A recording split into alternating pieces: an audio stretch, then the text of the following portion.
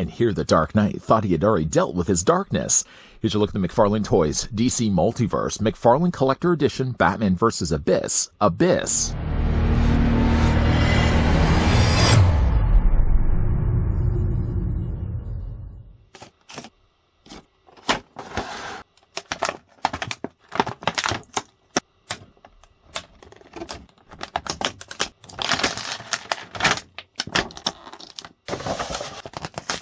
For years, Batman used the darkness as a weapon, but now a new enemy turns that darkness against him. Batman must team up with Batman Inc.'s mystery new benefactor to bring the deadly abyss into the light. Maybe it'd be a good idea that the Dark Knight invests in a Bat Nightlight. Before, of course, we get a closer look at the new Abyss from the Batman vs. Abyss comic run. Grabbing the old tape measure to tell us that the figure stands about 7¼ inches in height, or it's about 18½ centimeters tall. I'm not really sure which Batman you'd like to have paired along with Abyss, so I'm going to bring in a couple right now. Booked in on either side of him. First, on one side, we've got the Dark Knight in the dark colors. Here's what the Batman came included with the Hush. I have still yet to pick up the alternate version of this Batman Hush that does have the corrected elbows, because, of course, this one just has the plastic elbows without actually painting the gloves in. There's also a neutral expression on his face. Definitely still need to get my hands on that figure. So there's the bigger, bulkier Batman, or if you prefer something a little bit more streamlined, here's what he also looks like with the Nightfall Batman.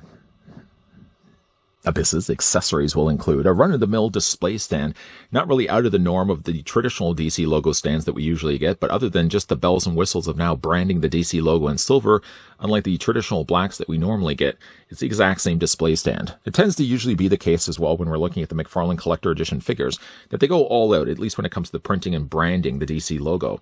I do wish, though, that they could make more appearances, because generally, though, while I do like the more generic look of the display stands, especially if you want to display them with other non-McFarlane related figures, these are always good to have around. But I do kind of like every once in a while that we get a lot more DC logos visible like this. These, by the way, can attach to either one of his boots, although right now Abyss is standing fine. If you want to put him in a more dynamic pose, especially with his dual sickle weapon, definitely bring back that display stand. While we're still speaking of stands, the figure as well, as you can see off to the side I'm pointing at right now, comes with a podium stand that houses the card on top. The actual stand itself we have seen lots of times before. I mean, obviously it's just hollow on the back here. It does have still the matching DC logo printed on the front, and like I said, it does house the card on the top. Carefully removing the card, it does feature Batman down below and a dual sickle wielding Abyss just above him. On the side, we've got McFarlane Collector Edition, which again is nicely done here in silver. And on the back, even though his real name is unlisted, I think his first appearance was Batman 118, was from 2021. So the character itself is only about 3, almost 4 years old. On the back, though, it does have a very small paragraph read. You can read for yourself. It happens to be the same thing I read at the beginning of this review. It tends to be the case usually, even though these come include with their podium standees. If I don't decide to display them with their podiums, I usually then still end up putting these in with my trading card sheets, just to kind of keep everything in organized fashion. Just going to put this carefully. These, by the way, just sit on the side tracks here. But when you are putting them down, frequent times of doing this, you might find yourself starting to fray the corners of the card. So just carefully put that back in place. Let's just put the standee to the side for right now. We're going to come back to that probably I think in final looks as this guy's rotating on the rotisserie.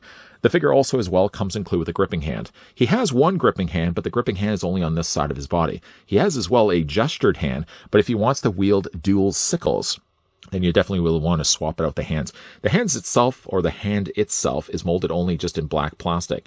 I do like the longer use of the nails that they've sculpted in there as well. It's a good looking hand. And again, it just easily pops out. You want to see it? Okay. You can just take the hand. Right now, he has just a regular gestured hand. I don't want to say regular like I'm dismissing it. I mean, that's a pretty menacing looking hand. But you can see on the other hand, literally on the other hand, he does have just a gripping means. So he can hold the sickle, at least on this side. Can't really do much of anything on this side until we remove the hand. You just take the hand and remove it from the provided post. If you're having a tough time doing this, by the way, you can always heat this up with hot water or a hairdryer. I didn't have any problems really, so I didn't end up doing either, but just going to detach it, plugging then the new hand, and now he's good to go to actually wield his weapon. I did actually say he wields a dual sickle weapon, because even though you're looking at it right now and thinking it's only just a single weapon, the sickle itself can actually detach. Right in the middle here, if you take the two halves and just detach them, now all of a sudden he can wield two instead of one. The sickles look really sick, really menacing, like they do some serious destructive damage. They're fairly soft plastic, at least the ends of them are pretty soft.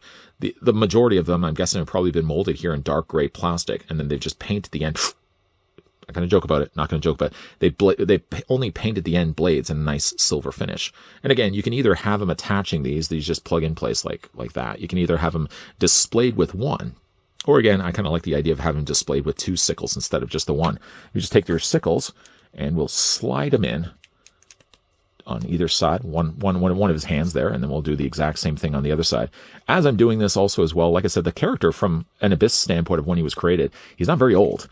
I feel he's sort of a sign of the times as well. You can kind of look at the character and kind of know where influence was given. I mean, he does really look, I feel, like the Purge movies, and I wonder if they probably gave the ideas to that. I mean, it's one of those cases where I don't know where his origins came from, at least from a standpoint of where they designed him. But I mean, like, looking at him, doesn't he look a little like someone you would expect to see from a Purge film? The fact that this character is only about 3 or 4 years old, I feel like there's maybe some alignment of planets as to where they maybe got the idea from. And obviously from there, I can't just make the assumption that that's the case. But maybe from there they just said, okay, well, we like the designs of these characters from the movies. I wonder if we could find a way to incorporate that as a villain. Only just speculation more than anything else. Let's just go right now. Actually, we'll just remove the sickles because I know looking at the figure is going to be a little harder to look at them if he's wielding weapons. Like I said, the detailing on the face is really good. He's got the shapes there on the front of his face that would simulate his eyes. And of course, he's got a little breathing mask down below here. It's encased inside of a hood, but the hood itself is pretty soft and plastic. When you are moving the figure's head, for example, you're probably generally going to be moving as well the hood. And like I said, it's a pretty soft plastic. And then, of course, the head on the inside.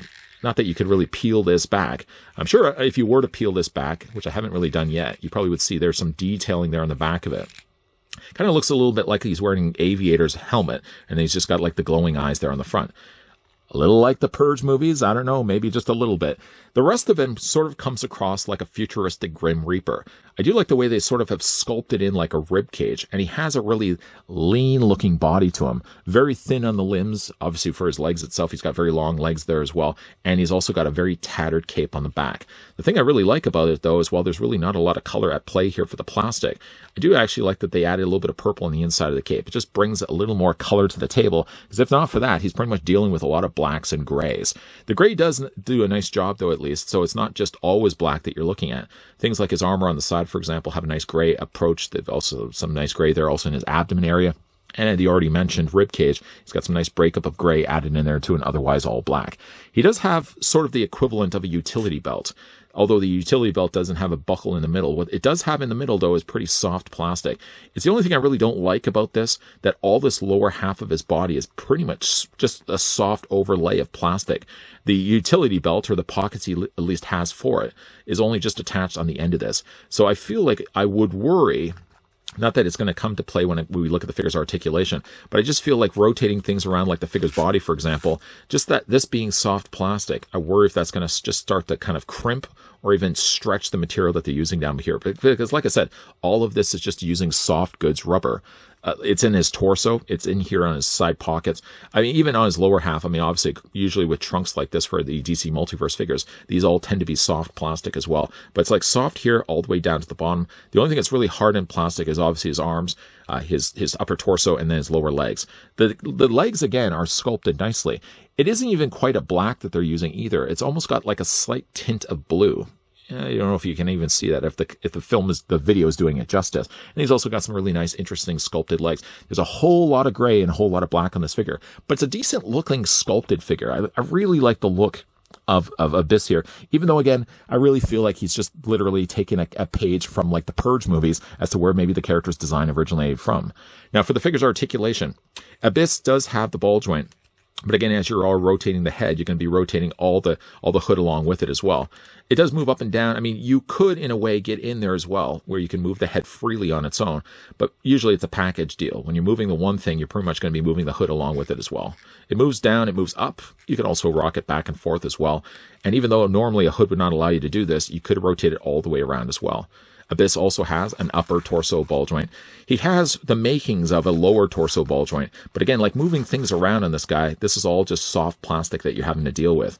The arms, at least, do come out easily at 90 degrees, so there's no problems there. Rotating the arms all the way around can be a little more of a hang-up just because of the way they've actually got the cape sitting against the shoulders. But he does also have a swivel in his bicep. He does possess also a double hinge on his elbow. And he does also have a rotation in his hand all the way around back and forth there too. For his legs, Abyss's legs split out very, very easily at 90 degrees. Would that be 90 degrees? I guess it would because, again, straight down, straight across. He also does move forward and move back. He has what I feel to be some of the softest lower trunks that I've seen on a figure. Unfortunately, it does mean, though, when you are moving him back and forth like this, you can really see the way that all bunches up. And I think also by doing this the number of times that I have, it sort of now starts to leave behind a little bit of a gap space between the trunk and the top of the thigh. Speaking of the top of the thigh, there's a little bit of a swivel right there. The figure does also have a double hinge on his knee. And he does also have the same articulation that pretty much goes with the territory of usually DC Multiverse figures. There doesn't seem to be much in the way of an ankle pivot, or if there is, it's just really tight on this figure. But he has at least toe articulation, so you can also do that as well. He's an interesting enough figure, but again, I feel like with Abyss, judging by the time that the character first debuted, he's sort of a sign of the times. What was popular at the time usually then translates itself into other medium, and I just feel like it's a case, let's just get him on his display stand. Speaking of the display stands, I feel like it's one of those cases where being a sign of the time kind of character, he comes around when things become popular. Not that that's necessarily the origins of Abyss, but me, again, looking at him, he looks like a cross between sort of a futuristic kind of Grim Reaper, paired along with someone you'd expect to see on the streets of a Purge film. Knowing very well I was going to get Abyss in some more of a dynamic pose than what I was doing during the review, I did want to keep his display stand pretty close to him, even though he not necessarily really needed them. I mean, I'm just looking around at my reviewing table right now, and I can easily count off on two hands how many display stands that currently aren't being occupied by other figures. I would, again, rather have more display stands than what I really need. I mean, I sound like I'm in an episode of Hoarders, but the fact that we get a display stand with every single figure doesn't necessarily mean that you always have to have a figure displayed with it, but the good thing about these display stands being generic the way that they are is that you can also use them for other figure companies as well. And I can think of several figures that I have on my shelf that don't actually belong to McFarlane Toys, but that are in fact using a black display stand because of what they have provided with their figures before.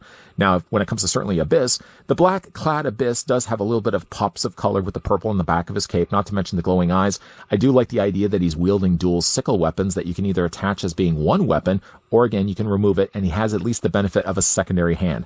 What a bit of a bummer it would have been if he actually could have had detachable sickle sights, and then he wouldn't have even had two gripping hands. But they did think of that, and at least the figure comes included with it. I mean, if anything could be said, I know they sometimes shortchange us collectors when it comes to accessory counts, but at least when it counts, when it does matter, McFarlane includes the accessories at least that we need. I mean, obviously, there's always still the gun mandate where they can't include like weapons like that, but like a character like Abyss isn't going to be wielding around necessarily guns. I think the sickles work fine for the character.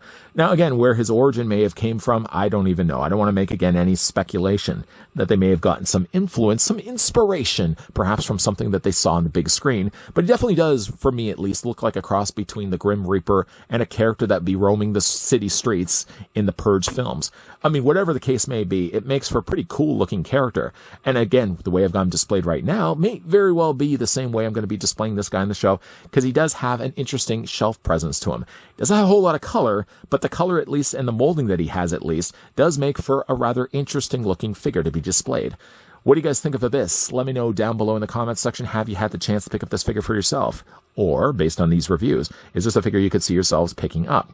Also, as well, if you guys are interested and would like to get this one for yourself, it should start already being online. And I did, in fact, actually order this one online, but I think you should also be able to find this guy in local stores, depending on where you can actually pick up your DC Multiverse figures. Speaking as only just a Canadian collector, I can tell you brick and mortar stores here in Canada just stink. I mean, you just can't find anything. So half the time when it usually comes from me stocking up on DC Multiverse figures, I can't look to my local stores because they have like next to nothing, but at least usually I can just order these online. It means I have to pay a little bit more for them, but for a character like Abyss, for as cool of Abyss may be, it definitely was worth to order this guy online.